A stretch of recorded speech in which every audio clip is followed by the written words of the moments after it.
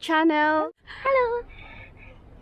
So we are traveling with our caravan they started in Germany and now we are in Austria. Sa video na to, papakita ko sa inyo yung journey namin from Innsbruck to Zell am See. Dito pa rin yan sa Austria. So enjoy guys!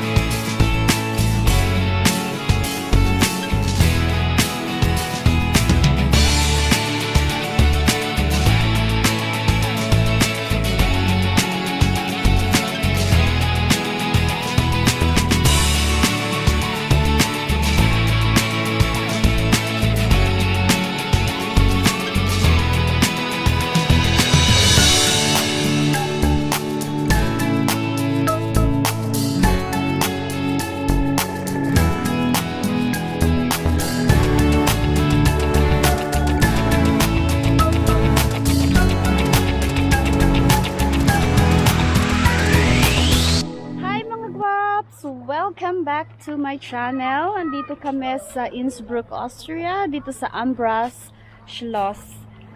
Ayan. It's a castle, old castle here in Innsbruck, Austria.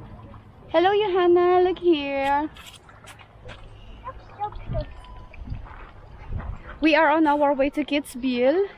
Dumaan lang kami dito para naman maiba. Hindi lang puro biyahe-biyahe ang maipakita ko sa inyo, may maiba naman. It's an old castle in Austria. It's Schloss Ambras. Ilalagay ko na lang po dyan sa description kung anong klaseng castle siya, kung bakit siya famous dito sa Austria. Ang ganda. Look, you can drink water here. You can drink the water here. Nicht? Ah, hindi pala. It's only, you can ask Papa. Kann man trinken? You can ask Papa.